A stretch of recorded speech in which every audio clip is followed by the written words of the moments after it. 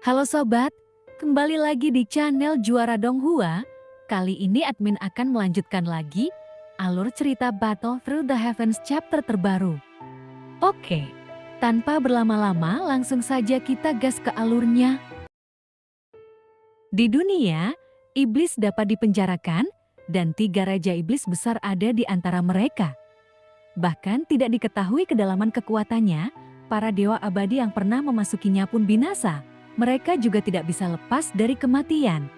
Lalu nampak di lautan kehampaan ini, sesosok melambaikan lengan bajunya, terlihat ada senyum percaya diri di wajahnya. Di sampingnya, semuanya terlalu lemah, dia satu-satunya yang tidak memakai Void God Armor dan mengenakan jubah. Sekilas bisa diketahui bahwa itu bukan dari Taiksu. Dia seperti yang diharapkan dari Buddha yang datang dari alam misterius surga barat, dan itu sudah terdengar sejak lama. Mereka terlihat berbicara satu sama lain. Sungguh luar biasa ketika saya melihat Anda hari ini. Terlihat beberapa orang kuat abadi dari Dewa Taiksu ada di sekitar dan dikelilingi oleh jubah juga sanggul halus di kepala. Dia memegang tasbih, lalu sinar nefus di antara alis, dan ada cahaya keemasan samar di sampingnya. Terlihat pipinya yang kasar dan tubuhnya yang gemuk. Lemak di tubuhnya membuat tubuhnya terlihat sangat besar dan seketika terasa aneh. Mana makananku? Lalu orang kuat Taiksu mengangkat jarinya, segera membawa makanan lezat dari pegunungan dan laut. Sang Buddha segera mengulurkan tangan dan mengambil sepotong besar daging kaki dan mulai memakannya. Sepertinya dia sedang makan dan minum makanan pedas, lalu semua orang Taiksu menunjukkan ekspresi bingung. Lagi pula, nampaknya dia sudah terlalu lama hidup tanpa makanan, artinya tidak tertarik pada makanan sama sekali. Meskipun dia berbicara dengan sopan, tetapi ketika melihat sosoknya, nampak lemak di tubuhnya hampir tidak bisa dibawa dalam jubahnya. Namun, kekuatannya terletak pada kemampuannya menerobos keabadian Tuhan. Tubuhnya sangat gemuk, saat ia membuka mulutnya untuk memakan makanan, dia juga menunjukkan mulutnya dengan gigi emas. Makanan apapun, betapapun sulitnya memakannya. Sepertinya ia mampu menghancurkan segalanya. Terlihat, ada beberapa kapal dewa kekosongan, lalu semua prajurit Taiksu kembali, kemudian kehampaan kembali damai lagi. Segera, mereka pun menghilang ke dalam ketiadaan. Tidak lama kemudian, beberapa pelangi muncul dari kehampaan. Terlihat Qiyun berkata, aura adik laki-laki menghilang di sini. Dia bilang dia akan kembali segera setelah dia pergi. Mungkinkah sesuatu telah terjadi? Qiyun melayang dalam ketiadaan. Di belakangnya adalah 3 dewa. Keterlambatan Xiaoyan untuk kembali membuat mereka khawatir. Saya baru saja meninggalkan dunia para dewa kuno untuk mencari. Jika aku tahu aku seharusnya pergi bersamanya, bagaimanapun dia adalah tuan kita. Kakak senior, jangan terlalu khawatir. Bahkan dalam keadaan bahaya, ini pasti akan mengubah bencana menjadi keberuntungan. Ratu tidak memiliki instruksi, artinya guru tidak akan berada dalam bahaya, dan mungkin itu adalah takdirnya. Meskipun Shen Qijun juga memiliki kekhawatiran di wajahnya, tetapi jika dipikirkan baik-baik, sepertinya tidak perlu terlalu khawatir. Meskipun demikian, tetapi adik laki-lakiku tidak cukup kuat untuk berjaga-jaga. Aku akan mencari di area sekitar, mungkin ada dekat. Jika tidak ada di dekat, kita harus pergi ke bulan dan bintang, dan juga benteng terdekat Taiksu untuk menjelajah. San Shinjun mengangguk. Mereka terlihat sangat mementingkan keselamatan Xiaoyan. Xiaoyan yang tidak memiliki ingatan tentang kehidupan sebelumnya, mungkin tidak dapat berempati dengan emosi ini. Di mata mereka, Xiaoyan bukan hanya yang mulia, dia juga tuan mereka. Jadi bagaimanapun, mereka juga ingin melindungi Zhou Quan milik Xiaoyan.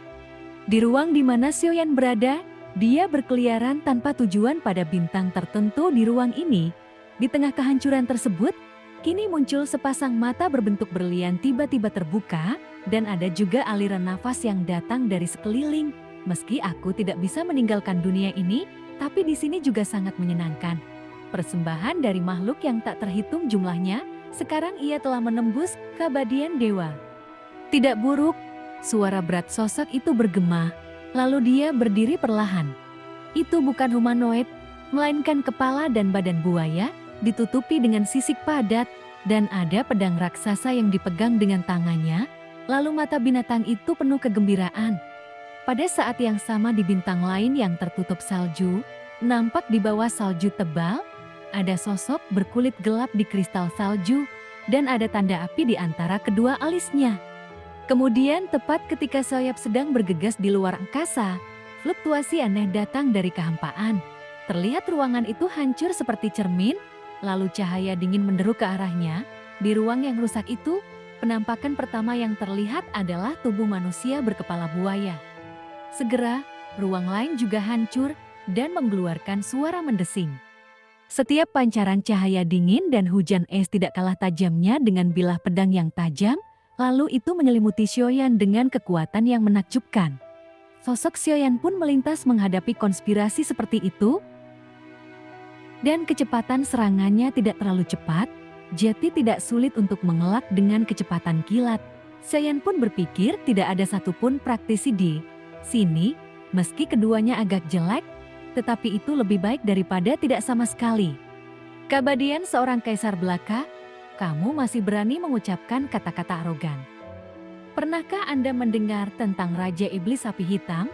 Pria berkulit gelap itu mengangkat tangannya, lalu api hitam muncul dari tangannya, dan ada juga peradangan hitam yang menjalar ke seluruh tubuh. Jelek? Kamu sebenarnya menyebut Crocodile Tyrant jelek. Yang paling aku benci adalah saat orang bilang aku jelek. Tidak ada yang bisa. Terlihat monster lain dengan kepala dan tubuh buaya berteriak keras. Dia menjadi orang pertama yang bergegas keluar, lalu dia langsung mendatangi Xiaoyan dengan niat membunuh. Xiaoyan lalu mengangkat tangannya dan jaraknya 1 kaki. Cahaya keemasan memercik kemana-mana. Tetapi di saat yang sama, Crocodile Tyrant menjerit dan sosok itu benar-benar melesat ke belakang. Matanya melebar, lalu melihat Xiaoyan dengan ngeri. Kekuatan fisik yang kuat, lebih kuat dari buaya tiran. Giliran Anda untuk mendapatkan mata hitam, pria berkepala buaya itu terhuyung beberapa kali. Refleksi balik itu nyata, dan hal yang mengejutkan ini agak berlebihan dan membuat Raja Iblis Api Hitam mendengus dingin. Ia segera mengangkat tangannya, api hitam melonjak, lalu berubah menjadi telapak api raksasa di udara. Dan lalu dia menampar Xiaoyan dengan keras. Api!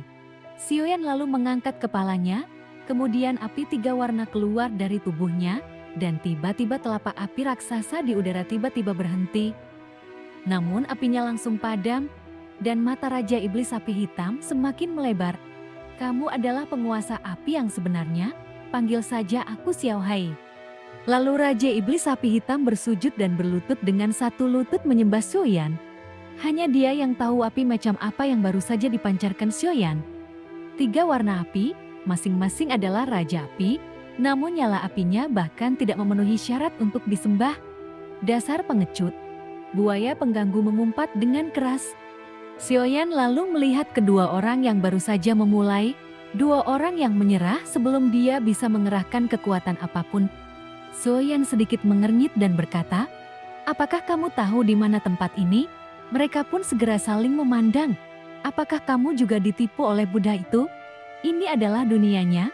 Pria gendut sialan itu mengandalkan harta karun ini, melakukan apapun yang ia inginkan.